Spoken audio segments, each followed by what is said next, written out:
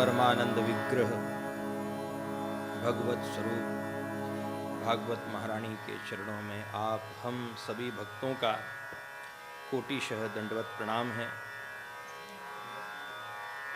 संपूर्ण दैविक शक्तियों का आवाहन करते हुए सबके चरणों की विनती प्रार्थना के साथ उपस्थित आप सभी वैष्णव भक्तों का अभिवादन। आप सभी को सादर जय श्री कृष्ण। जय श्री कृष्ण। बड़े ही भाव से इस माटी के ऊपर भागवत चिंतन का यह आयोजन आयोजित किया गया है। हम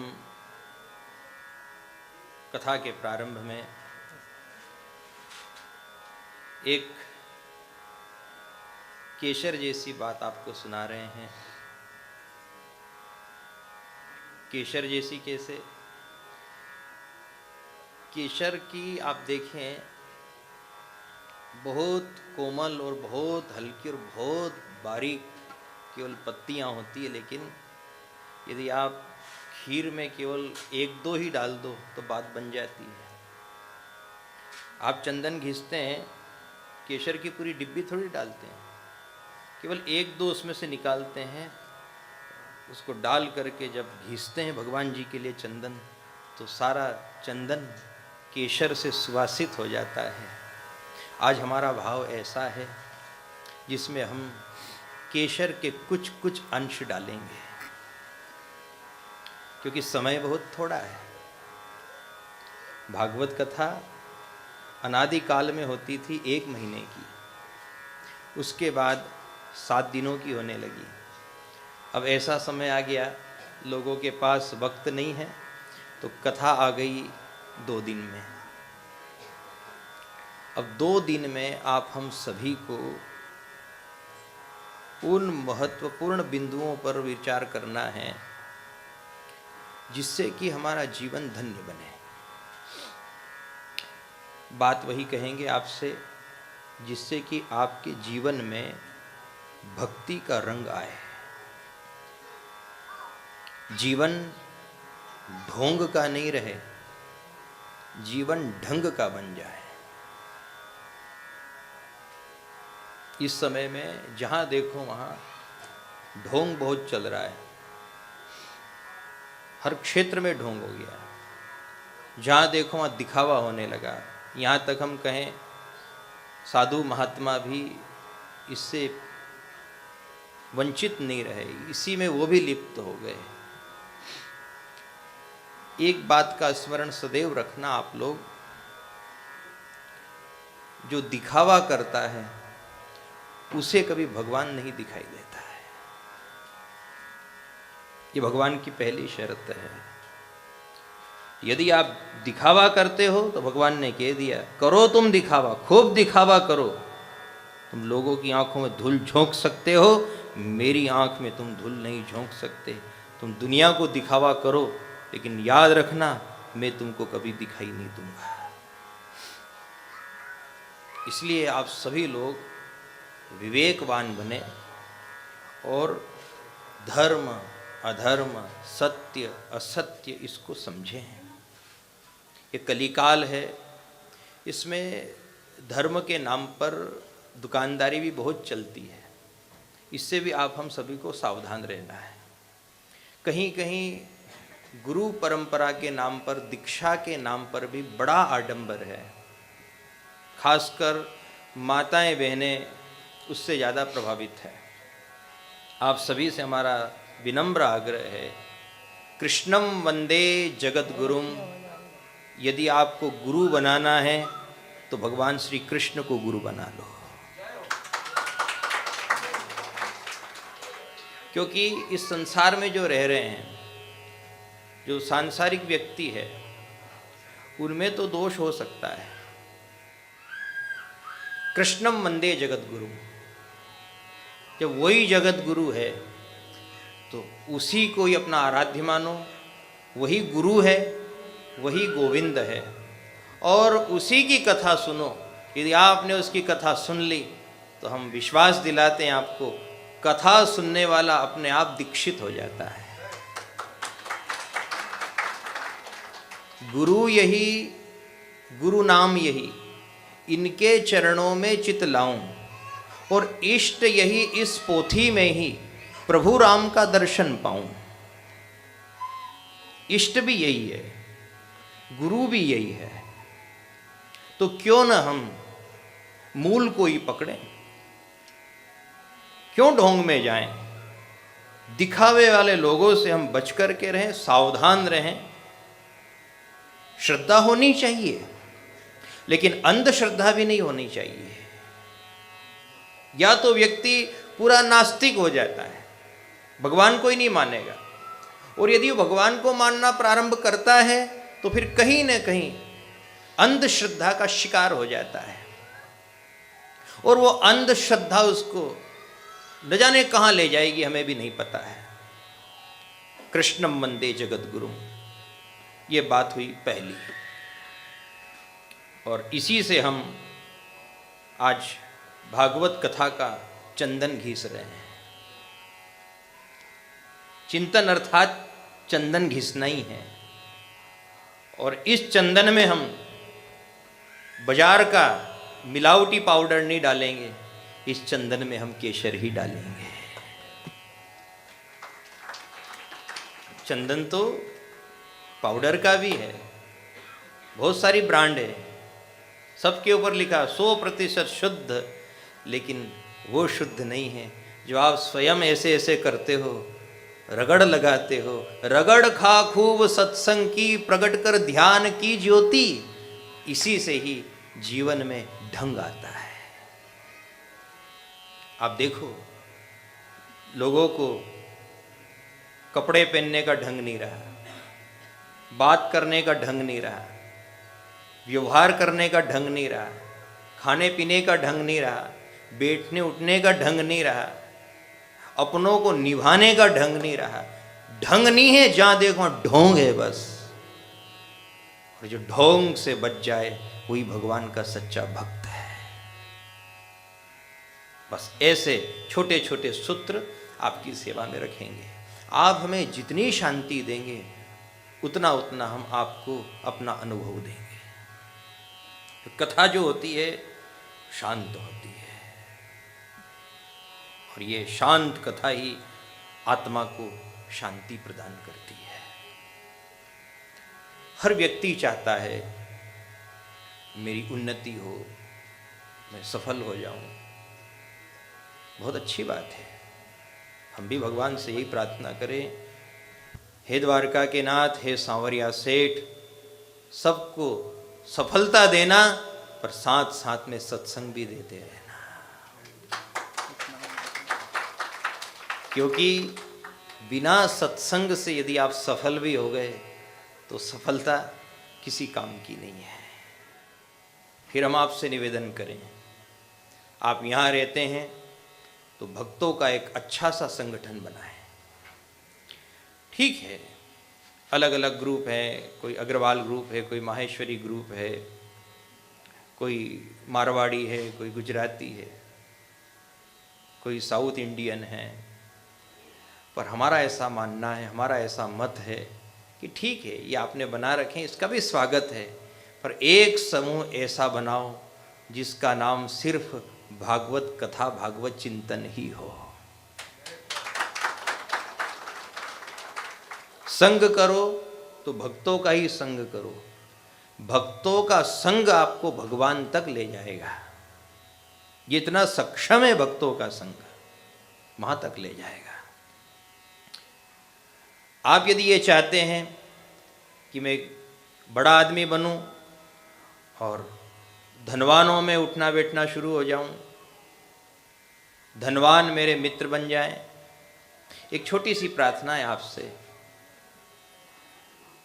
जिसे आप धनवान मानते हो, पहले ये देखो वो गुणवान है कि नहीं, और यदि गुणवान नहीं है तो उसका धनवान होना किसी काम का नहीं है। भाई बहनों, आप अच्छी तरह से जानते हैं, गुरुवार भी आता रहता है और रविवार भी आता रहता है, लेकिन जिस दिन गुरुवार के साथ और रविवार के साथ पुष्य नक्षत्र जुड़ जाता है, उसकी बात ही निराली हो जाती है। रविवार तो है, लेकिन पुष्य नक्षत्र नहीं है ना। और जिस दिन दोनों का संजोग बन गया, जिस दिन दोनों मिल गए, उस दिन आप खरीदारी करने चले जाते हो, कोई भी अच्छा सा काम शुरू कर देते हो। आज रवि पुष्य है, दोनों मिल गए, दोनों का संजोग बना।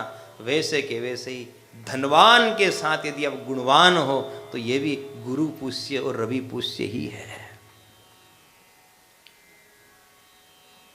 केवल धनी व्यक्ति किसी काम का नहीं है, हमें चाहिए गुणी, क्योंकि गुणी ढोंग का जीवन नहीं जीता है, गुणी ढंग का जीवन जीता है। और हम लोगों की क्या गलती है, देखो एक छोटा सा उदाहरण आपकी सेवा में रख रहे हैं। एक व्यक्ति की इच्छा हुई कि मैं टेलर से कपड़े सिलवाऊं। उसने टेलर को अपने घर बुला लिया। टेलर अपनी इंच टेप लेकर के आया था। उस व्यक्ति ने एक अनूठी शर्त रख दी, भाई मुझे कमीज तो बनाना है, लेकिन मैं अपने शरीर का नाप तुम्हें देना नहीं चाहता। सामने से धूप आ रही है और इसी धूप में मेरी परछाई धरती के ऊपर अंकित है।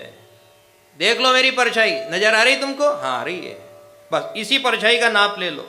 इस परछाई में तुमको हाथ दिखाई दे रहा है? हाथ दिखाई दे रहा है। छाती दिखाई दे रहा है? हाँ छाती भी दिख रही है।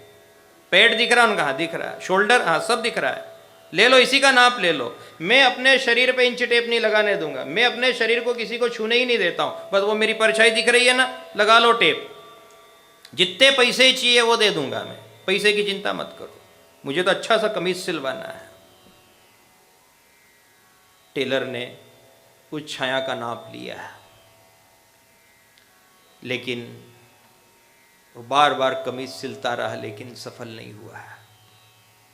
लिया उसने नाप, बना भी दिया एक कमीज, पहनाया इस व्यक्ति को, तो कभी ढीला हो गया, कभी इकट्ठा हो गया। क्यों? छाया कभी एक जैसी नहीं रहती है। छाया कभी लंबी हो जाती है, छाया कभी सिकुड़ भी जाती है। और वो व्यक्ति सिल सिल करके भी परेशान हो गया है, और ये व्यक्ति सिला सिला के भी परेशान हो गया है। टेलर भी परेशान और ये आदमी भी परेशान। अंततः कमीज नहीं बना तो नहीं बना। क्यों? क्योंकि नाप व्यक्ति का नहीं लिया गया था, नाप छाया का लिया गया था, और छाया का कोई भरोसा नहीं है। वैसे के वैसे ही आप जुड़ो तो व्यक्ति के व्यक्तित्व से जुड़ना, कभी भी उसकी माया को देख करके मत जुड़ जाना, क्योंकि माया छाया ही है। विचार करो इस बात पर। छाया का नाप लिए जा रहे हैं हम, अरे गजब की छाया है, कितनी लंबी छाया इनकी, कितनी लंबी छाया। छाया को क्या चाटोगे आप? हमें चाहिए व्यक्ति का व्यक्तित्व, उसका गुण चाहिए। गुण लेने से काम है, अवगुण से क्या काम। नीलकंठ कीड़ा चुगे पर दर्शन से ही काम। और यही हमारी सबसे बड़ी गलती है। हर व्यक्ति यही चाहता है कि मेरे संबंध कोई बहुत बड़े आदमी से बने, मैं बड़े आदमी से जुड़ूं। बड़े आदमी से आप जुड़ो, हम मना नहीं कर रहे हैं, लेकिन वो बड़ा आदमी कहीं छाया वाला तो नहीं है। और यदि आपने केवल उसकी छाया अर्थात माया का नाप ले रहे हो कि ये अरबपति है, खरबपति है, इसके इतने प्लाट है, इतनी महंगी गाड़ियां हैं, तो मान लेना आप व्यक्ति का नाप नहीं ले रहे हो, उसकी छाया रूपी माया का नाप ले रहे हो। और माया का नाप लेने वाला कभी मित्र नहीं हो सकता है। मित्र किसे कहते हैं? जो यहां का नाप ले। द्वारकाधीश भगवान ने सुदामा को मित्र बनाया। सुदामा कोई उद्योगपति था क्या? है कोई सेठ साहूकार था क्या? सुदामा क्या था आप सबको पता है, लेकिन द्वारका के नाथ ने उसकी छाया, उसकी माया का नाप नहीं लिया। द्वारकाधीश भगवान ने उसकी श्रद्धा का नाप लिया, उसी को अपना मित्र बनाया। इस समय में मित्रता क्यों नहीं निभ रही है? उसका एक कारण यही है कि हम सब लोग एक दूसरे की माया का नाप ले ले करके एक दूसरे से संबंध बनाते हैं, एक दूसरे से जुड़ना चाहते हैं, एक दूसरे का मोबाइल नंबर भी सेव कर लेते हैं, लेकिन वो संबंध ज़्यादा दिनों तक नहीं चलते, क्योंकि हमारा संबंध हृदय से नहीं है, हमारा संबंध जेब से है। और जेब क्या है? छाया। टेलर परेशान हो गया, आखिर वो उस कमीज को फिटिंग नहीं कर पाया। ऐसे के ऐसे ही यहाँ लोगों के संबंध फिटिंग क्यों नहीं हो रहे हैं? उसका एकमात्र कारण यही है, गुण नहीं है, ज्ञान नहीं है, विद्या नहीं है, भक्ति नहीं है। ये सारी की सारी इंच टेप केवल मकान पे चल रही है, बंगलों पे चल रही है। यदि यही इंच टेप यहाँ चलने लग जाए तो हम भरोसा दिलाते हैं कि इस कलिकाल में भी श्री कृष्ण और सुदामा जैसी मित्रता हो सकती है। धनवान के साथ साथ गुणवान का संग करो। धनवान और गुणवान, इनकी जोड़ी रवि पुष्य नक्षत्र की तरह है। दोनों होना बहुत जरूरी है। पैसा पैसा लगा रखा, क्या करोगे पैसे को? सब कुछ पैसा थोड़ी है। मोक्ष पैसे से होगा क्या? आपके यहाँ भगवान ने सकुमार बेटा दिया जो आपकी सेवा कर रहा है, क्या वो पैसे से हुआ? ये उसकी व्यवस्था, उसने दिया है। और वो इतना बड़ा दाता है, कर्ता विश्वंभर है। आप जुड़ो तो उसी से जुड़ो, क्योंकि वो सांवरिया सेठ है और सेठ वही है और वो सब कुछ दे सकता है। सब कुछ उसी के हाथ में है। सुख भी वही देगा, आनंद भी वही देगा, अच्छा सा परिवार भी वही देगा, आपको सुखी और स्वस्थ भी वही रखेगा। महिमा को समझो। महिमा महिमा ही होती है। हर जगह पैसों से आकलन नहीं करें। शराब ब्रांडेड हो सकती है पर गंगा जल कभी ब्रांडेड नहीं होता है। विचार करो इस बात पर। शराब की एक बोतल दिखाई गई, कहा कि बहुत बड़ी ब्रांड है, 5,000 की एक बोतल है। उधर से कोई गंगा जल लेकर के आया, उन्होंने कहा भैया कितने में लाया? कोई पैसा नहीं इसका, निशुल्क। अब बताओ, आप उस समय में पैसे की इज्जत करोगे कि गंगा जल की महिमा की इज्जत करोगे? बोलो। और गंगा का जल कह रहा है मैं निशुल्क हूं और मेरी कोई ब्रांड भी नहीं है, कोई ब्रांड नहीं है। और उधर से शराब ने कहा देखो मेरी बहुत बड़ी ब्रांड है। लेकिन आप जैसे भले लोग जितने यहां विराजे हो, विचार करो इस बात पर, आप क्या चुनोगे? ब्रांड को चुनोगे कि महिमा को चुनोगे? आप रास्ते से निकल रहे हो, कल्पना करो, एक तरफ बुर्ज खलीफा है, बहुत ऊंची इमारत, और दूसरी तरफ छोटा सा हनुमान जी का मंदिर है। अब आप ही उत्तर दो, प्रणाम बुर्ज खलीफा तरफ करोगे कि हनुमान जी के मंदिर तरफ? बोलो जल्दी। क्योंकि हनुमान जी का मंदिर तो मुश्किल से 10-11 फीट की हाइट है बस। ठीक है पुरोहित साहब, 10-11 फीट। लेकिन हमारी आस्था हनुमान जी में है। ये शीश झुकता है तो हनुमान जी को ही झुकता है, भगवान को ही झुकता है। भले वो कितना ही ऊंचा है बुर्ज खलीफा, किसी ने भी आज तक उसको प्रणाम नहीं किया है। ये है महिमा का प्रभाव।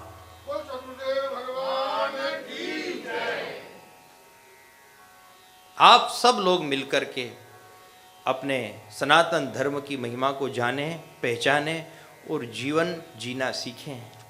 अच्छे लोगों के साथ रहें, भले लोगों के साथ रहें और भगवान का भजन करें। भगवान का भजन करना और अच्छा संग करना, यही भागवत चिंतन की एक केसर है।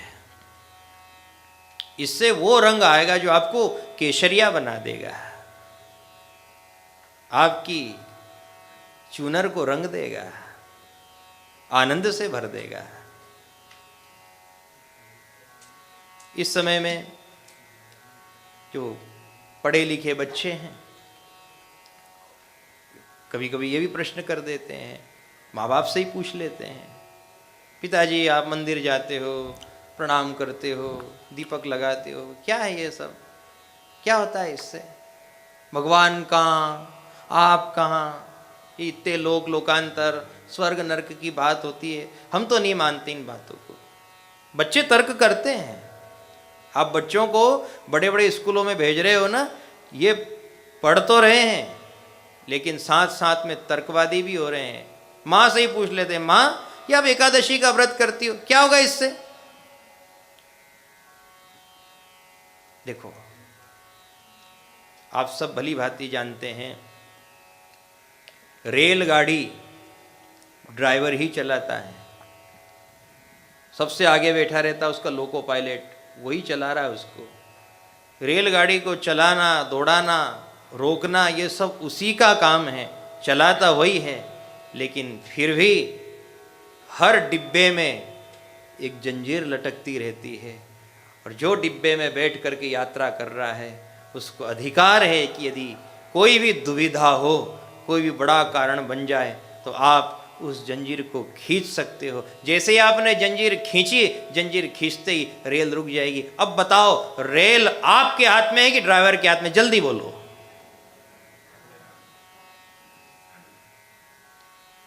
ये ऐसे ही उत्तर मिलेगा आपको इन बातों का।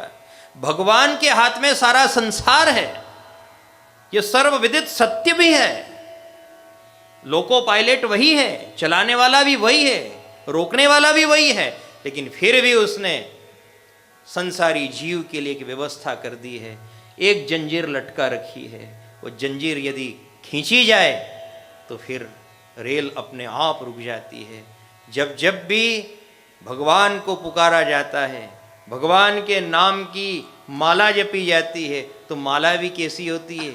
माला और गोमुखी का स्वरूप देखा आपने? माला और गोमुखी का स्वरूप भी जंजीर जैसा ही होता है। जो भगवान के नाम की माला उठा लेता है, फिर भगवान भी फिर प्रारब्ध को रोक देता है। वरना तो अपना प्रारब्ध रेलगाड़ी की तरह दौड़ रहा था, और बच्चे पूछ रहे थे क्या होगा भगवान के यहाँ जाने से, क्या होगा कथा सुनने से। उनको ये बात समझा देना, बेटा सब कुछ भगवान के हाथ में है, पर हम मंदिर इसीलिए जाते हैं ताकि हम उससे जुड़ जाएं, उससे संबंध बन जाएं, और उसके नाम की हम माला जपें। माला जपेंगे तो अपना कर्म सुधर जाएगा। दुविधा में किसको आवाज दोगे आप? चलती हुई रेलगाड़ी में जहाँ छुक छुक आवाज हो रही है, यदि आप गला फाड़ फाड़ के भी चिल्लाओ, कौन सुनने वाला? वहां संसार में आप चारों दिशा में चिल्ला करके देख लो, कोई सुनने वाला नहीं है। आप माला उठा लो, माला रेल की जंजीर है, जंजीर खींचते ही वो सांवरिया सेठ सुनता है। उसके पास ऐसा सिस्टम लगा हुआ है, तुरंत रोक देता है, भावी को बदल देता है, भाग्य को बदल देता है, विधाता के लेख को बदलने में सक्षम है वो। मंत्र महामणि विषय व्याल के, मेटत कठिन कु अंक भाल के। कई ऐसे लोग भी हुए जिनका प्रारब्ध ही बदल गया। अनहोनी होने वाली थी वो नहीं हुई, मौत होने वाली थी, मौत भी टल गई। सत्यवान सावित्री का प्रसंग आप सब लोगों से छिपा हुआ थोड़ी है। एक ऐसी नारी हुई है जिसने काल को भी रोक दिया। काल आया था धड़धड़ाता हुआ, लेकिन उस समय में उसने जंजीर खींच दी। जंजीर खींचते ही आप रेल की क्या बात करते हो, काल भी रुक गया। हर डिब्बे में लटकी हुई है, सब यात्रियों को सुविधा दे रखी कि आपको कोई भी कारण हो ऐसा तो इसे खींच देना। भगवान से प्रार्थना, भगवान से विनती, भगवान की स्तुति, ये सब वही जंजीर है। मार्कंडेय ऋषि ने भी देखा कि काल आ गया तो उन्होंने भी जंजीर खींची। कौन सी जंजीर? महामृत्युंजय मंत्र की जंजीर भी यहाँ लटकती है। ओम त्र्यंबकम जजामहे सुगंधिम पुष्टिवर्धनम, बोलो, उर्वारुकमे वंदनान मृत्योर्मुक्षीय मामृतात्। ये भी जंजीर ही है। जंजीर खींची, काल रुक गया है। भगवान के नाम का इतना प्रताप है। एक छोटा सा प्रसंग आपकी सेवा में रख रहे हैं जिससे आपको ठीक ठीक ये बात समझ में आ ही जाएगी। काशी के राजा हुए सुकंत, एक बार क्या हुआ कि राजा सुकंत अयोध्यापुरी में जाकर के भगवान राम का दर्शन करना चाहते थे। तो रास्ते में उनको देवर्षि नारद जी मिल गए और नारद जी रास्ते में मिले। पूछा उन्होंने, राजन कहाँ जा रहे हो आज? राजा सुकंत ने कहा कि आज मैं अयोध्या जा रहा हूँ, राजा राम जी का दर्शन करूँगा। बहुत अच्छी बात है, जाओ। पर राजन एक बात बताओ मुझे, वहाँ जाओगे तो राम जी को, सीता जी को, लक्ष्मण जी को, भरत जी को, हनुमान जी को, गुरु वशिष्ठ को, सबको प्रणाम करोगे? हाँ, क्यों नहीं करूँगा, सबको प्रणाम करूँगा मैं तो। अपने यहाँ तो नियम है, धर्म है। देवर्षि नारद ने एक अनोखी बात बताई। राजन, मैंने इसीलिए तुमको बीच में रोका है। तुम वहां जाओ, सबको प्रणाम करना, पर एक व्यक्ति को प्रणाम मत करना। उनका नाम है विश्वामित्र जी। वो भी लाइन से बैठे हैं, तुम सबको प्रणाम कर लेना, उनको प्रणाम मत करना, ये मेरी सख्त आज्ञा है। अब देवर्षि नारद का कहना कौन टाले। राजा सुकंत अयोध्या में गए, सबको लाइन से उन्होंने प्रणाम किया, पर नारद जी की बात याद आ गई, विश्वामित्र जी को प्रणाम नहीं करना, और उन्होंने प्रणाम नहीं किया। फिर क्या था, विश्वामित्र जी तो भड़क उठे कि भरी सभा में और मेरा ऐसा अपमान।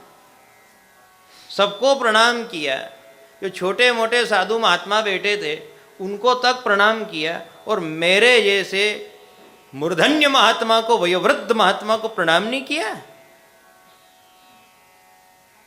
वो अपने आसन से उठे और सीधे भगवान राम के पास गए और कहा, राम जी, आपके होते आपकी सभा में इतना बड़ा अन्याय, ये ऐसा अधर्म, ये कैसा राजा, सबको प्रणाम किया और मेरे को प्रणाम नहीं किया? इतना बड़ा अपमान सहन करके मैं तो जी भी नहीं सकता।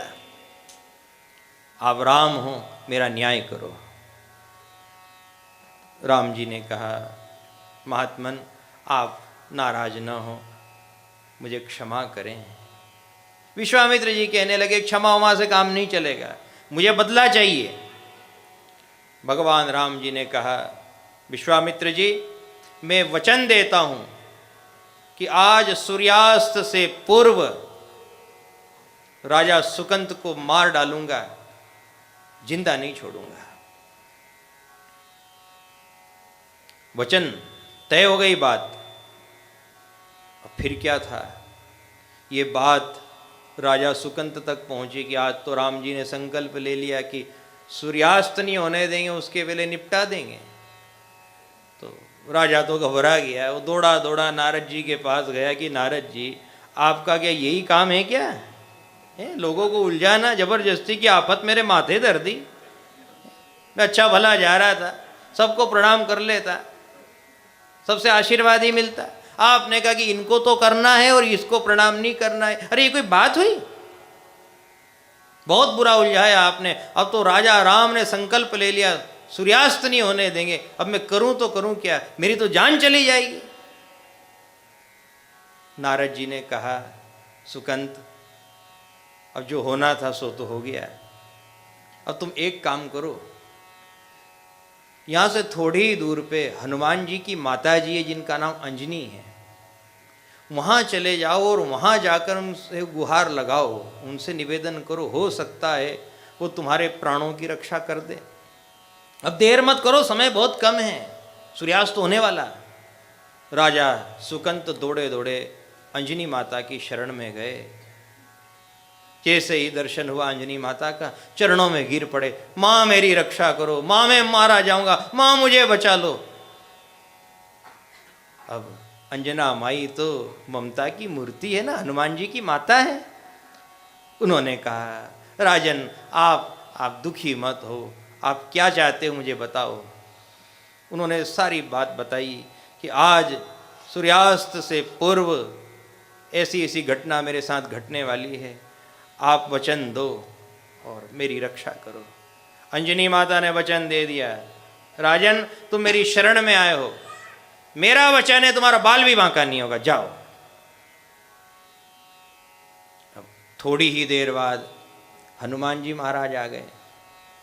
हनुमान जी महाराज ने आकर के अंजनी माता को प्रणाम किया, पूछा माँ आपने बुलाया मुझे, क्या आदेश है? माँ ने सारी बात बता दी, बेटा ऐसी ऐसी बात है और मैंने एक राजा को प्राण की रक्षा का वचन दिया है और तू भी मुझे वचन दे कि उसके प्राणों की रक्षा करेगा। हनुमान जी महाराज ने भी वचन दे दिया, माँ ये हनुमान की प्रतिज्ञा है, मैं राम की प्रतिज्ञा लेता हूं कि आज राजा सुकंद का बाल भी बांका नहीं होने दूंगा। लेकिन इतने में ही राजा सुकंद बोल पड़े कि हनुमान जी महाराज आप राम के नाम की प्रतिज्ञा तो ले रहे हो पर मुझे मारने का संकल्प भी राम ने ही लिया है, अब होगा क्या? तो हनुमान जी भी चक्कर में पड़ गए कि करें तो करें क्या, बहुत बुरे उलझे अपन तो। नारद जी ने बहुत बुरा उलझाया सबको। इधर अंजनी माता ने वचन दे दिया तो वो उलझ गई, इधर देखो तो राजा तो उलझा हुआ है ही सही, हनुमान जी महाराज भी उलझ गए, अब करें तो करें क्या? अब यदि किसी का भी वचन खा ली जाए तो बात बिगड़ जाएगी।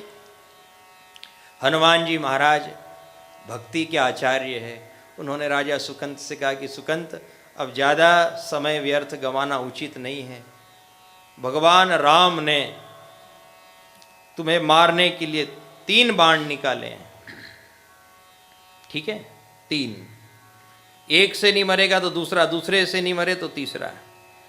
तुम समय व्यर्थ मत गमाओ और तुम सीधे पहुंचो किसी देव स्थान पर, देव मंदिर में आसन लगा करके राम नाम का भजन करो, राम नाम का अहिर्निश कीर्तन प्रारंभ कर दो, इतना कीर्तन करो कि श्वास श्वास पर भगवान का नाम हो जाए, फिर देखो क्या होता है।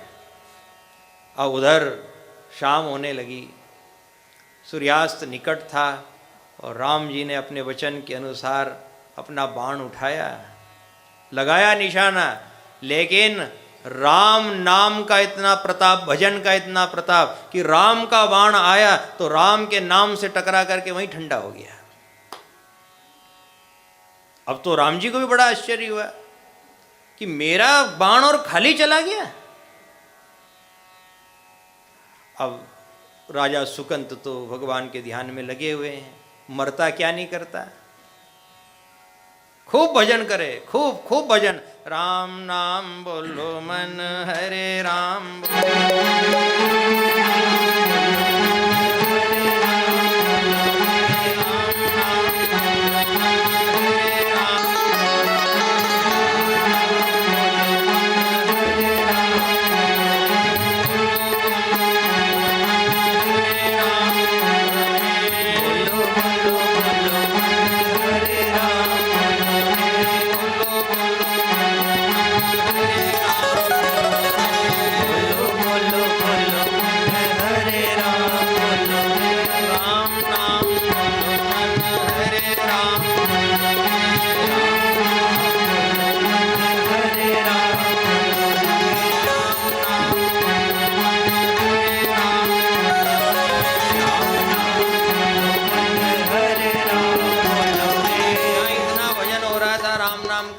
राम का बाण भी ठंडा हो गया।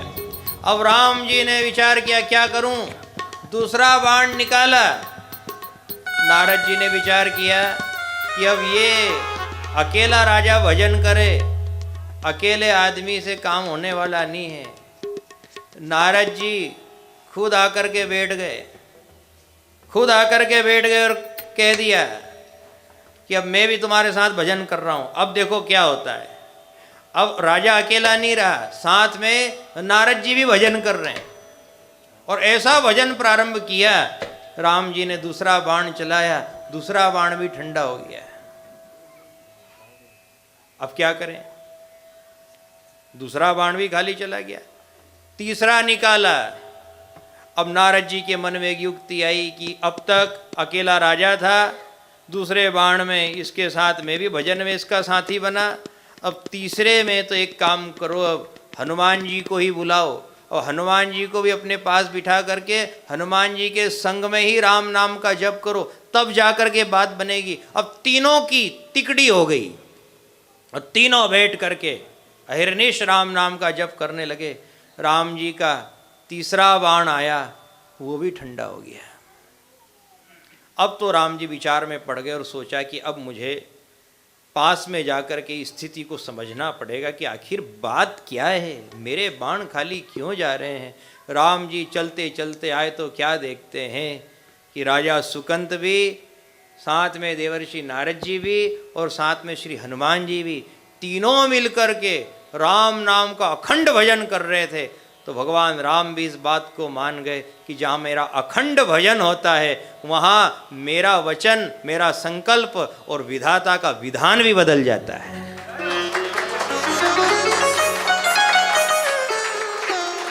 यह है भजन की महिमा। यदि आप घर पे अकेले रहते तो भजन करते क्या? नहीं करते ना। पर आप सब लोग यहाँ इकट्ठे हो गए तो कहीं कहीं हमें राजा सुकंत का दर्शन हो रहा है, कहीं कहीं हमें नारद जी का दर्शन हो रहा है, तो कहीं कहीं हमें हनुमान जी का दर्शन हो रहा है। आप सब लोग इकट्ठे हो गए, तो भगवान को भी आपके ऊपर कृपा करनी ही पड़ेगी। अब विधाता का विधान अब बदलेगा, क्योंकि विधाता देख रहा है कि सब लोग एक स्थान पर बैठे हैं और गुण गा रहे हैं, नाम कीर्तन कर रहे हैं। देवर्षि नारद जी से पूछा कि नारद जी, आप जब देखो तभी उल्टे सुल्टे काम करते रहते हो, आखिर आपने ये जबरदस्ती का फांदा क्यों ठोका? अच्छा भला काम चल रहा था और आपने कह दिया विश्वामित्र जी को प्रणाम मत करना। इसमें कितनी लंबी बात हो गई, कितनी बड़ी कथा बन गई। आखिर क्यों किया आपने ऐसा? आपको शोभा देता है कि आप तो गुणीजन हो ना।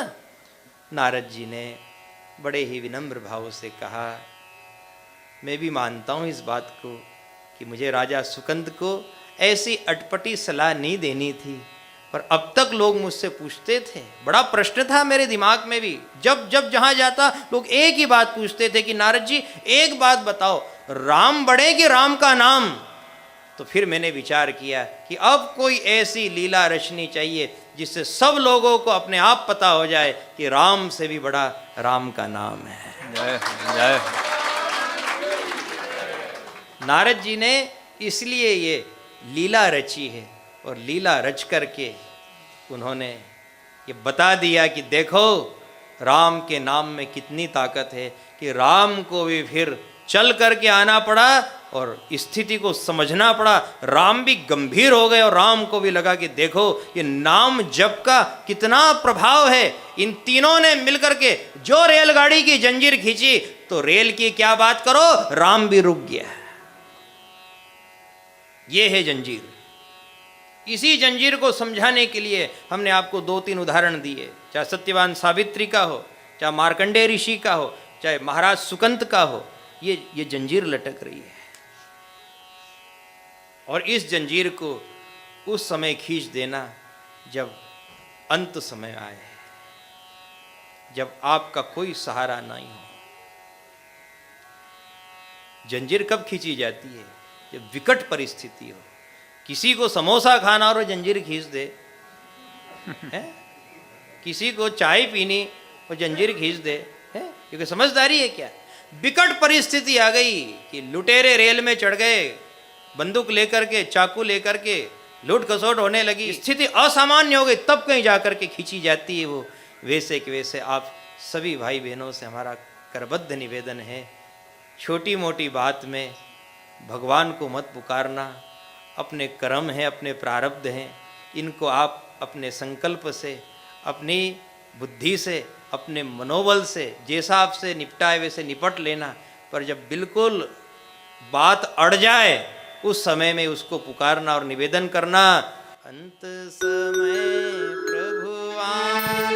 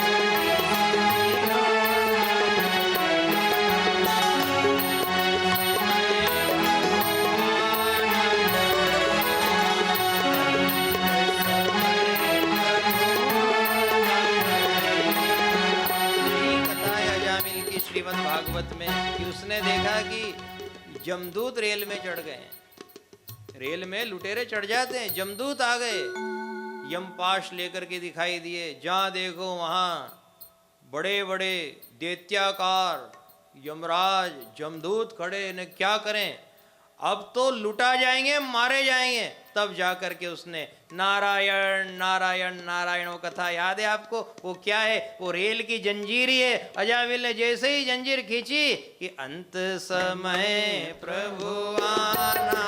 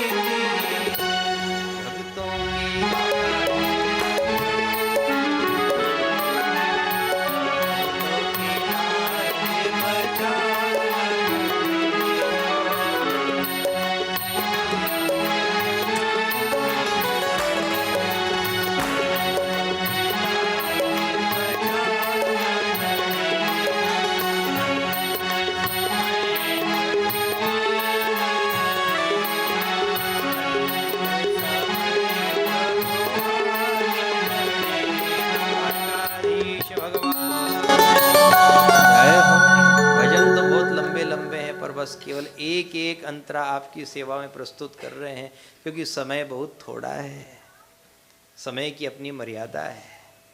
और सच तो ये भी है कि बिना भजन के बात की पुष्टि भी नहीं होती है। भजन बहुत जरूरी है। कथा के 3 घंटे में भजन इतना जरूरी है, तो विचार करो 100 साल की उम्र में भजन कितना जरूरी है। भजन तो करना ही पड़ेगा। निज अनुभव अब कहूँ खगेसा, बिनु हरि भजन न जाए कलेसा। बिना भजन के कलेश जाने वाला नहीं है। श्रोता कथा सुनते सुनते थोड़े से उबने लगते हैं, वैसे ही एक भजन की तरंग छिड़ जाए, भजन की तरंग छिड़ते ही फिर ये ऐसे हो जाते मानो कड़क चाय पी ली हो, एकदम तरोताजा। ये भजन की ऊर्जा है, ये भजन की ताकत है। आप सब अच्छे से जानते हैं, जब बहुत छोटे बच्चे थे और अशांत हो जाते थे, मचल जाते थे, चिड़चिड़ करते थे, सोते नहीं थे, खाते नहीं थे, उस समय में माँ हमको भजन ही सुनाती थी। और जैसे ही माँ के मुख से लोरी निकलती, राम जी का, हनुमान जी का कोई भी एक मीठा सा भजन निकलता उनके मुंह से, वो भजन सुनते सुनते सुनते सुनते ही हमें नींद आ जाती थी। इससे लगता है भगवान के भजन से हमारा जन्म का नाता है। जब हम कुछ नहीं समझते थे, हमें दूध के दांत भी नहीं आए थे, तब से हमें भजन से लगाव है। वो तो क्या करें साहब, बड़े होने के बाद धीरे धीरे धीरे धीरे मानसिकता बदलती गई और हम भगवान को भूलते गए। यही बात संतों ने डांट करके कही, जीवा वो दिन याद कर, पग ऊपर तल शीश, और मृत्यु मंडल में आई के तू भूली गयो जगदीश। तो भगवान को मत भूले, तो भगवान का भजन कर। और भजन में इसी बात की सावधानी आप हम सभी को रखना है कि छोटे मोटे द्वंद्व तो चलते रहेंगे। कोई झगड़ा हो गया, कोई ने अपमान कर दिया, कोई ने संपत्ति में आपको हिस्सा नहीं दिया, कहीं बच्चा बीमार हो गया, कहीं बच्चे की अच्छी जगह शादी नहीं हुई, कहीं रिश्तेदार अच्छे नहीं मिले हैं। ऐसे बहुत प्रकार के द्वंद्व इस संसार में। इन छोटे मोटे द्वंद्वों में भगवान को मत कहना कि भगवान मेरा ये काम कर दो। रेल की जंजीर चाय पीने के लिए नहीं होती है, रेल की जंजीर केवल विकट समस्या के लिए होती है। ठीक वैसे के वैसे ही भगवान का आधार अंत समय को सुधारने के लिए होता है और अगले जन्म को बनाने के लिए होता है। किसी का घर बिगड़ने से बचता हो, महात्माओं ने भी अपनी साधना को वहीं लगाया है।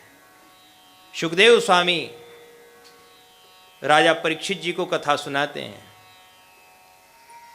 जो अवधूत महात्मा हैं वो भला एक राजा को क्यों कथा सुनाने लगे? जो वृक्ष की कोचर में रहते हैं, क्या वो एक राजा के राज्य को देख करके कथा सुनाने आए हैं? नहीं नहीं। पूछा उनसे, हे शुकानंद मुनि आप ये बताइए, क्या आप हस्तिनापुर नरेश को कथा सुनाने आए हैं? क्या ये राजा है इसलिए आप कथा सुना रहे हैं? परीक्षित महाराज कथा सुन रहे हैं। वहीं श्री शुकानंद स्वामी क्या कहते हैं, मैं परीक्षित को राजा होने के नाते से कथा नहीं सुना रहा हूँ, मैं इस नाते से कथा सुना रहा हूँ कि ये इस कथा को सुनने का अधिकारी है, ये इस कथा को सुनने का पात्र है। बात वही आ जाएगी। सुखदेव स्वामी ने वहाँ छाया और माया का नाप नहीं लिया, नाप इसका लिया। उन्होंने ये नहीं देखा कि ये हस्तिनापुर नरेश है, नहीं, ये भगवान का भक्त है। फिर क्या था? उन्होंने प्रकट होकर के श्रीमद् भागवत कथा एक आसन से 7 दिनों तक सुनाई। और हम भगवान से फिर प्रार्थना करें, इस कथा से कई वैष्णव भक्त सनातनी जुड़े और ये कथा भी आने वाले समय में 7 दिन की हो जाए। और एक विचित्र संयोग और भी है, आज वैशाख की अमावस्या है और आज ही के दिन श्री सुखदेव स्वामी का प्राकट्यकरण ही आज के दिन हुआ। आज ही उनका प्राकट्य उत्सव मनाया जाता है। आप कितने भाग्यशाली हैं जो आज आप लोगों को उस महापुण्य के दिन में उन्हीं महामुनि की कथा सुनने को मिल रही है, जिनका प्राकट्यकरण ही आज के दिन हुआ। जो अवधूत महात्मा हैं, प्रकट हो गए और उनकी स्तुति की गई। गुरुदेव नमो शुक्र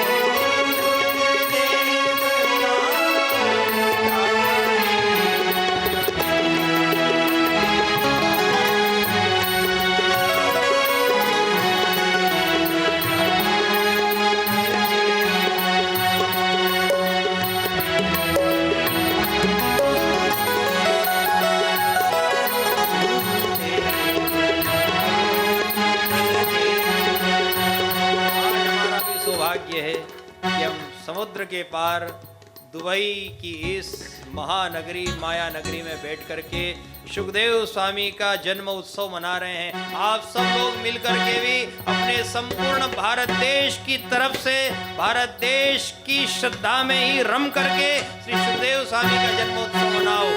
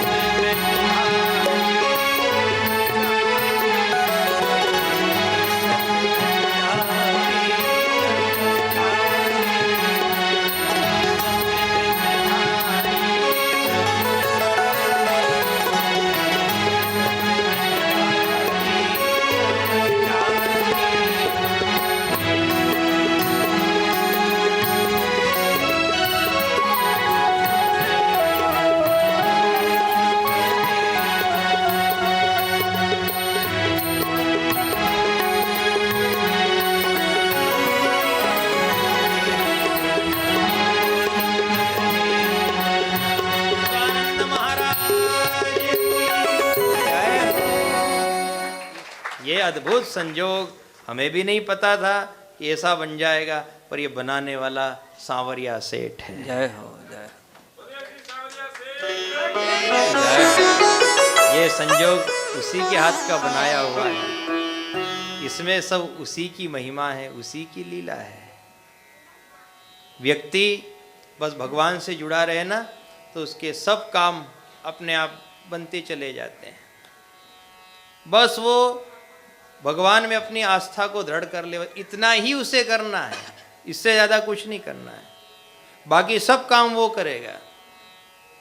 आप अपने मोबाइल को केवल चार्जिंग लगा देते हो, वो अपने आप चार्ज होता रहेगा। आपने सॉकेट लगाया, बस उसका पावर बढ़ता रहेगा, बढ़ता रहेगा, 30%, 60%, 100% हो जाएगा। बस वैसे के वैसे अपनी आस्था को, अपनी श्रद्धा को भगवान से जोड़ दो। भगवान से जुड़ते ही जैसे मोबाइल पूरा चार्ज हो जाता है, वैसे के वैसे बुद्धि भी चार्ज हो जाती है। उसी का नाम है सद्बुद्धि, उसी को कहते हैं सुमति।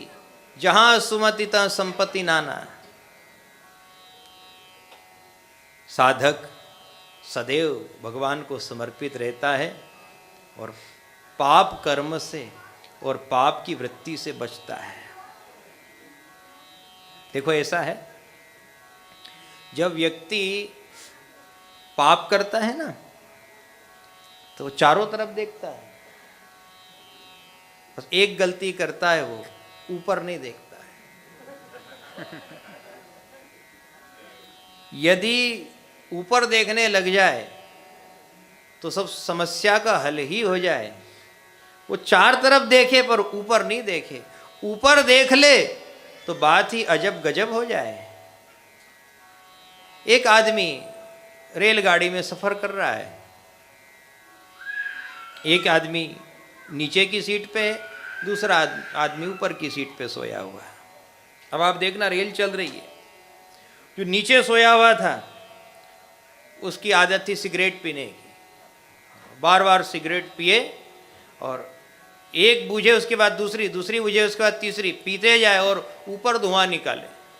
बेचारा जो ऊपर सोया था उसने एक दो सिगरेट तक तो सहन किया, उसके बाद वो परेशान हो गया। उसने निवेदन किया कि भाई ये कोई तरीका है क्या? रेलगाड़ी में आप भी सफ़र कर रहे हो, मैं भी सफ़र कर रहा हूँ, आपने तो बिल्कुल मुझे परेशान कर दिया, इतना इतना धुआं निकाल रहे हो। नीचे सोए हुए आदमी ने कहा, भैया ज़्यादा मुजोरी मत करो, ये प्रकृति का नियम है, धुआं हमेशा ऊपर ही जाता है, उसमें मैं भी क्या करूं, प्रकृति का नियम है। तो उस आदमी ने कहा कि साहब देखो ऐसा है, मान लो मेरी बात, मैं भी इस बात को जानता हूं प्रकृति का नियम है, पर आप थोड़ा सा आप इसमें अपने आप में समझो, अब सिगरेट मत पियो। उन्होंने कहा मैं पीऊंगा। ठीक है साहब पियो। फिर जो ऊपर सोया था उस आदमी ने पानी की बाटल निकाली और पानी की बाटल निकाल करके थोड़ा पानी पिया और कुल्ला करके जो उसके ऊपर, और वो नीचे वाला आदमी परेशान होने का, भैया क्या समझते हो अपने आप को, क्या क्या है, ऊपर से कुल्ला कर रहे हो? मैंने साहब मैं क्या करूं, प्रकृति का यही नियम है, पानी है ऊपर से नीचे ही आएगा।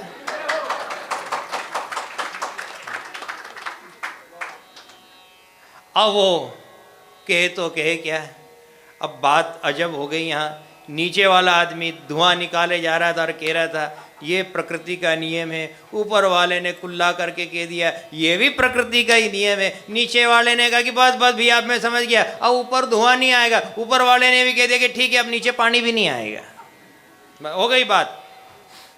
भगवान से डरो, वो भगवान है, यदि उसने एक बार भी कुल्ला कर दिया ना तो किसी लायक नहीं छोड़ेगा, वो किसी लायक नहीं छोड़ेगा।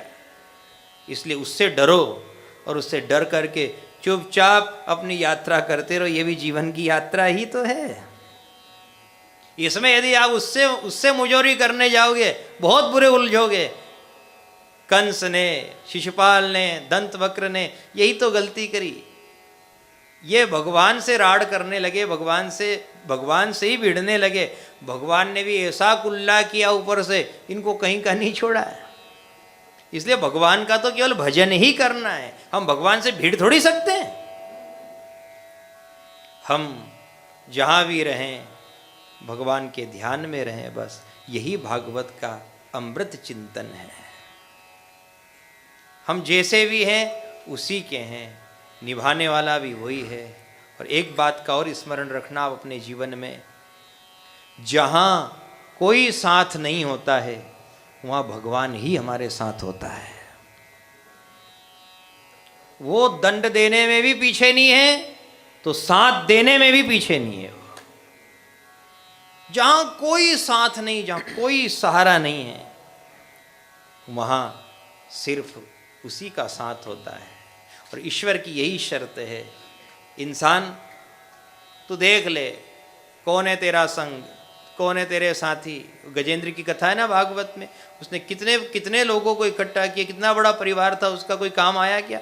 जब बिल्कुल अकेला बचा तब जाकर के दीनबंधु भगवान आए।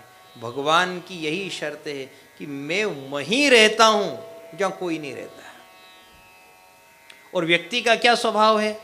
व्यक्ति जब कोई दुविधा में पड़ता है तो वो पहले डॉक्टर के पास जाता है, जांच कराता है, उससे भी बात नहीं बनती है, और बड़े डॉक्टर के पास जाता है, और कोई जगह उलझ जाए तो रिश्तेदारों के पास जाता है, अधिकारियों के पास जाता है। सबके दरवाजे खटखटाते खटखटाते जब हार जाता है, सबसे आखिरी में द्वारकाधीश का दरवाजा बजाता है। द्वारकाधीश ने कहा पहले ही दरवाजा बजा लेता है,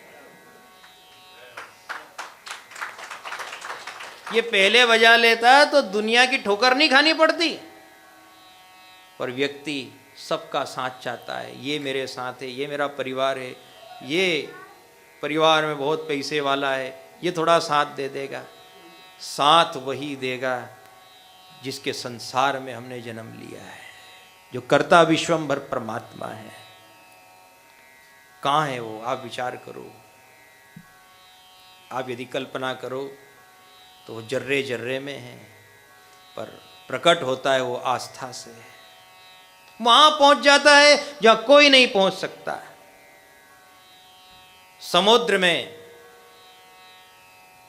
सूर्य की किरण नहीं पहुंचती है, अंदर कोई सूर्य की किरण जाएगी क्या? नहीं। और आप सब भली भांति जानते हैं कि संसार में जितनी भी चीजें बनती है उनको पोषण देने का काम सूर्य नारायण ही करते हैं।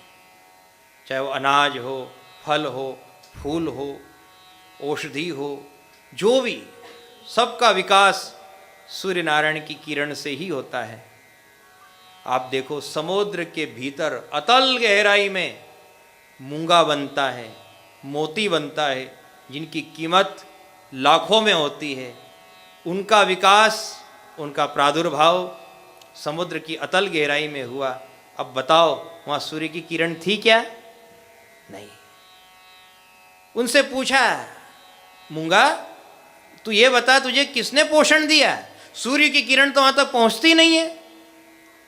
मूंगा और मोती ने कहा जहां सूर्य की किरण नहीं पहुंचती है वहां द्वारकाधीश की आभा पहुंच जाती है।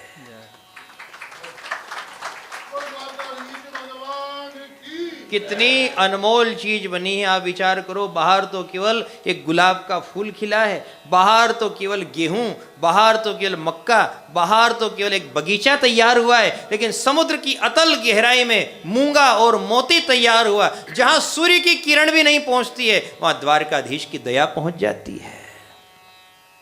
आप देखें हिमालय पर्वत के ऊपर जहां ऑक्सीजन की बहुत कमी है ही नहीं, एक तरह से बहुत ऊपर जाओगे सांस लेना भी दुभर हो जाता है, वहां पर भी नीलकंठ पक्षी रहता है, वहां भी ब्रह्म कमल खिलता है। तो फिर पूछा कि जहां वायु नहीं है, बिना वायु के इनका पोषण किसने कर दिया? ये नीलकंठ पक्षियां कैसे रह रहा, ये ब्रह्म कमल यहां कैसे खिल गया? बात वही सामने आई, जहां कोई नहीं रहता है वहां भगवान रहता है, भगवान साथ देता है, और जिसे भगवान साथ देता है उसे वो ब्रह्म कमल बना देता है, उसे वो नीलकंठ जैसा एक धरोहर वाला पक्षी बना देता है, विशिष्टता प्रदान कर देता है। भगवान जिसे साथ देता है ना, मूंगा और मोती बना देता है। इसलिए साथ करो तो उसी का करना। साथ हमारे दीन दयाला, काहे करे जी हजूर, भजन करो गोविंद नहीं है दूर। उसका आश्रय लो। यही भागवत कथा का संदेश है। और जो उसमें रम जाता है ना, उसका पालन पोषण सब भगवान करने लगते हैं। सारी व्यवस्था भगवान की ही है। अच्छे संस्कारों की समय सख्त आवश्यकता है। केवल संपत्ति की आवश्यकता थोड़ी है, संस्कार की भी आवश्यकता है। संस्कार क्या करते हैं? संस्कार जीवन को उजला कर देते हैं।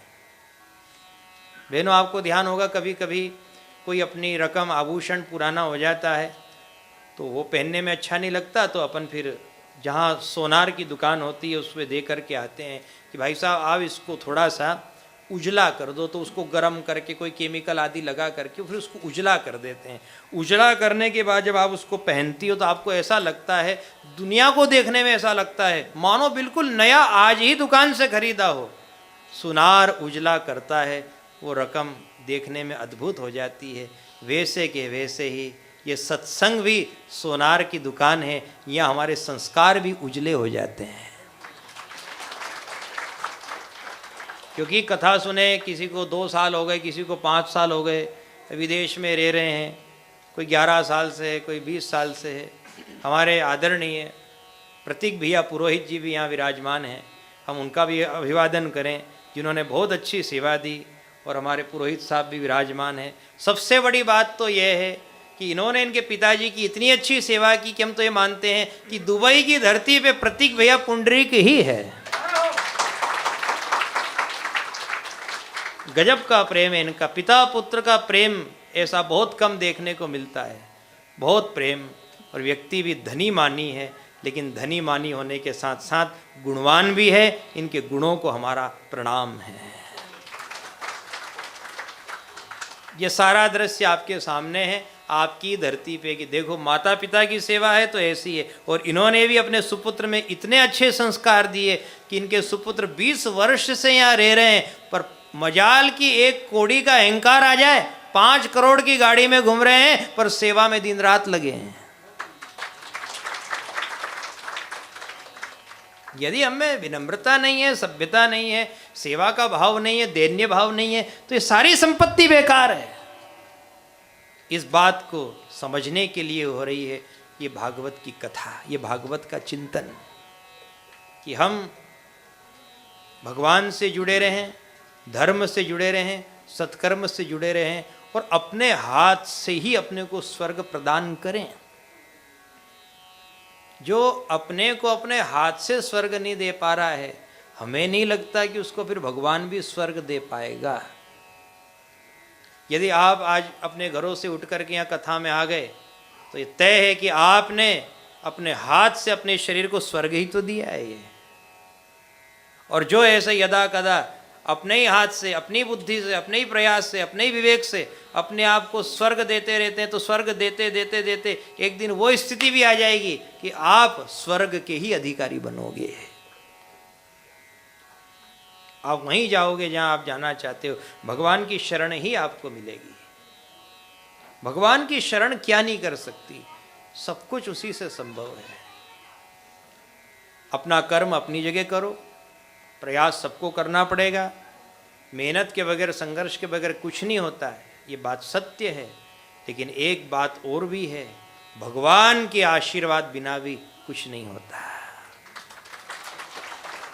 लाख कोई जतन कर ले, प्रयास कर ले, आशीर्वाद तो आशीर्वाद ही होता है। आशीर्वाद की बड़ी महिमा है। आप लोगों को ये लगता होगा कि देखो रे, पहले के राक्षसों को तो वरदान मिलता था, कभी ऐसा वरदान अपने को भी मिल जाए तो कितना अच्छा रहे। समझ लो एक बात को कि वरदान से भी आशीर्वाद ज़्यादा श्रेष्ठ है। कैसे? क्योंकि वरदान में तो ऐसा है कि वरदान तो हमेशा से राक्षसों को ही मिला है, और राक्षसों ने ऐसे ऐसे वरदान मांगे कि हम दिन में नहीं मरे, रात में नहीं मरे, बाहर नहीं मरे, भीतर नहीं मरे, ऊपर नहीं मरे, नीचे नहीं मरे, जल में नहीं मरे, थल में नहीं मरे, मनुष्य से नहीं मरे, देवता से नहीं मरे, ऐसे ऐसे वरदान मांग लिए। लेकिन अंततः वो वरदान काम आए क्या? सबको मरना ही पड़ा ना। रावण को भी मरना पड़ा, ठीक है, शुंभ निशुंभ को भी मरना पड़ा, हिरण्याक्ष हिरण्यकश्यप को भी मरना ही पड़ा। जबकि ये वरदान ले लेकर के बैठे थे। इससे सिद्ध होता है वरदान का अंत है पर आशीर्वाद का अंत नहीं है। और फिर सुन लो, वरदान तो राक्षस को भी मिल सकता है पर आशीर्वाद आप जैसे भक्तों को ही मिलेगा। तो विचार करो, वरदान श्रेष्ठ है कि आशीर्वाद? इसलिए आशीर्वाद लेते रहो। जो भी अपने बड़े हैं, बुजुर्ग हैं, उनका आशीर्वाद बड़े काम का है। ये आप पोथी को प्रणाम करते हो, पोथी से भी आपको आशीर्वाद ही मिलता है। पोथी मतलब ग्रंथ, भागवत। हम सूर्य को नमस्कार करते हैं, इससे भी हमें आशीर्वाद ही मिलता है। ऐसे आशीर्वाद इकट्ठे करते रहो, जहाँ से इकट्ठे हो सके वहाँ से इकट्ठे करो।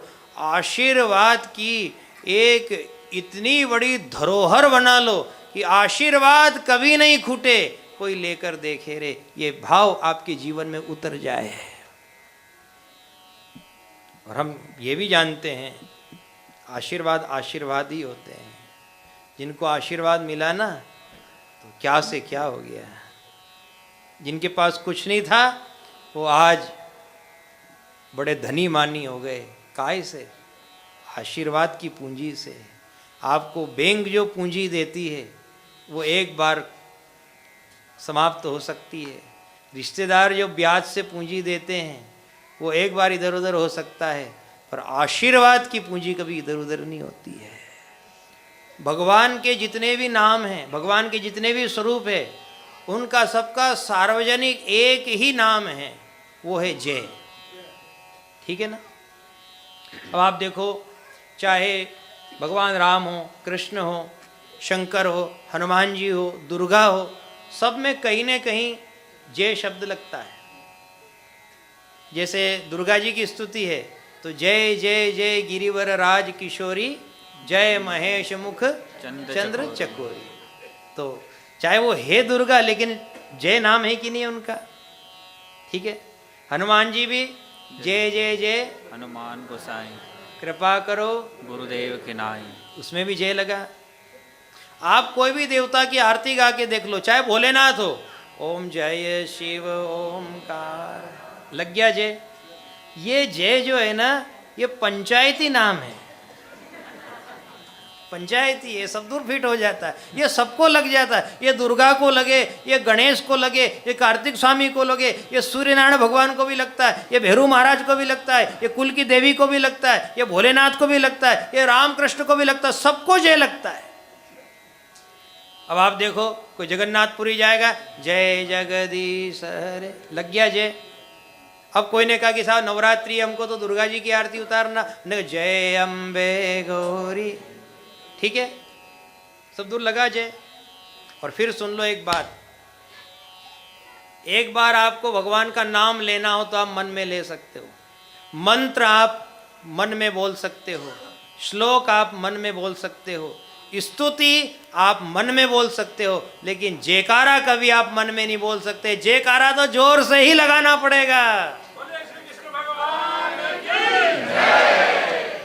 अब यदि मन के मन में जय बोलो तो अच्छा लगे, मन के मन में जय बोला है, आप मन के मन में त्र्यंबकम जयामहे बोल सकते हो, मन के मन में कृष्णाय वासुदेव हरे परमात्मा ने बोल सकते हो, लेकिन मन के मन में जय नहीं बोल सकते। जय जोर से ही बोलनी पड़ती है। और जो काम भगवान नहीं कर सकते वो काम भगवान की जय जयकार कर देती है। जय जय जगन्नाथ भगवान,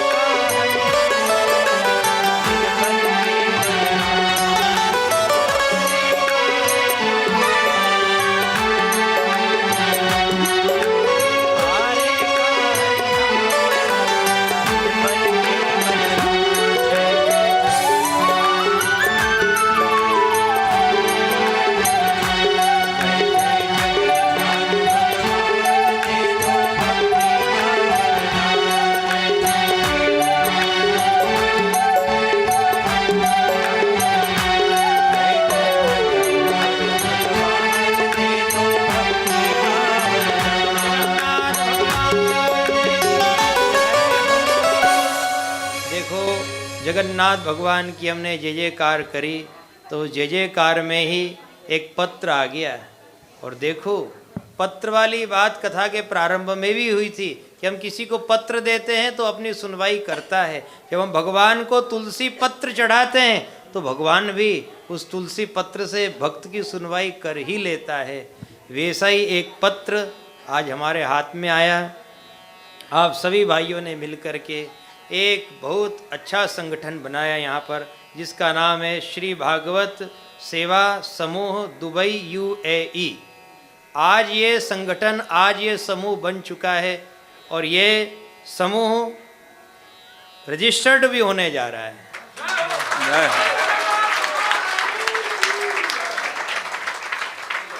ये बड़ी प्रसन्नता की बात है कि इस देश में भागवत कथा, ये भागवत का संदेश आप सबके घट में उतरा।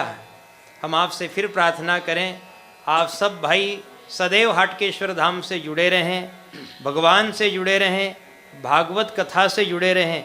जहाँ भी भागवत कथा हो, कभी आपका भारत देश में आना हो तो ज़रूर कथा सुनने के लिए आएँ। और आपने जो दुबई क्षेत्र में एक संगठन बनाया है, उस संगठन से हाटकेश्वर परिवार, पूरा मध्य प्रदेश, पूरा भारत अभिभूत है। आज ये संगठन बन गया। ये संगठन ये आपके सामने है।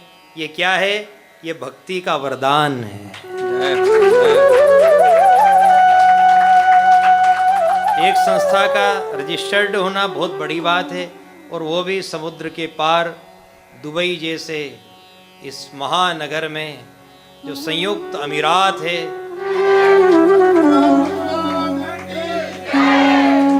हमारे गर्वित भाई को भी बहुत प्रसन्नता है इस बात की। आप सब ने बड़े प्रेम से इस भाव को सब भक्तों के समक्ष रखा है। हम पुनः ब्राह्मण परिवार हमारे त्रिपाठी जी को प्रणाम कर रहे हैं। सुशील जी, जैसा आपका नाम है वैसे ही आप सुशील है। आपने भी खूब निभाया है, ऐसे ही निभाते रहना। बस यही प्रेम का बंधन बंधा रहे। एक बात और सुन लो आप, हम इस संसार में बहुत सारे नाते रिश्ते बनाते हैं, अनेक नाते हैं। यूँ इकट्ठे करो 200-500 हो जाएं, पर एक नाता हमारा भगवान की कथा से भी है। और देखो जितने भी नाते रिश्ते हैं, हम उनको साल 2 साल में समय आता है तो सबको निभाने जाते हैं कि नहीं जाते हैं? वैसे के वैसे आप सब भाई बहन संकल्प लो, भागवत कथा से भी हमारा एक नाता है, भागवत कथा से भी हमारा एक रिश्ता है, और इसको साल में एक बार तो निभाना ही चाहिए। कथा का यही संदेश है, आप सब जुड़े रहना। सर्वे भवन्तु सुखिनः, सर्वे सन्तु निरामया, सर्वे भद्राणि पश्यन्ति माँ कश्चित् दुख भाग भवेत्। किसी के भी कर्म में दुख बांटे न आए, दुख हिस्से न आए, सबको आनंद की अनुभूति हो, सब बहनों का सुहाग अटल रहे, सब बच्चों का भविष्य उज्जवल रहे, सब भक्तों की भक्ति निर्मल रहे, और सब जय जयकार के साथ जगन्नाथ भगवान की दया के, कृपा के और आशीर्वाद के परिचायक बने। बहुत भाव से हमने भागवत की कथा 2 दिनों में ही आपके समक्ष प्रस्तुत की। जैसा भाव बन पाया हमारा, जितना हमसे बन पाया, हमने अपनी टूटी फूटी वाणी में जैसी बन पाई आपकी सेवा की है। आप लोगों को किसी वचन से ठेस भी लगी हो तो उसके लिए हम क्षमा प्रार्थी भी हैं। पुनः आप सबसे निवेदन, कभी आप उस क्षेत्र में आएं तो हाटकेश्वर धाम दर्शन करने जरूर पधारें। हाटकेश्वर धाम के द्वारा 200 से अधिक गौशालाएं संचालित है, और आपको बताने में हमें इसलिए प्रसन्नता है कि वो सारी की सारी गौशालाएं केवल हाटकेश्वर भगवान ही चला रहे हैं। न हमारा कोई ट्रस्ट है, न हमारी कोई समिति है, न हम किसी से पैसा लेते हैं, न हम किसी से चंदा लेते हैं। किसी से हमने आज तक कुछ नहीं लिया, पर हमारा काम तो वही चला रहा है जिसने चौथे खंबे में बाण ढूंढ लिया है। की जय। इसलिए आप भी मत घबराओ, कहीं न कहीं कोई खंबा तो आपको मिलेगा, ऐसा कोई तो खंबा मिलेगा। और ऐसे ही आप कथा से जुड़े रहना, कथा सुनते रहना, सुनते रहना।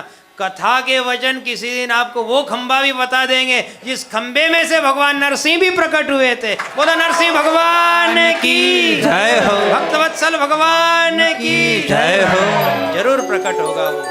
बस आप ऐसे ही कथा से जुड़े रहो, भगवान की भक्ति से जुड़े रहो, गौ सेवा से जुड़े रहो। और हमें पूरा भरोसा है आप सब इस भागवत कथा को आत्मसात करेंगे। और ये कथा 2 दिन की हुई है। अब ये कथा बोलो, जय जय जगन्नाथ।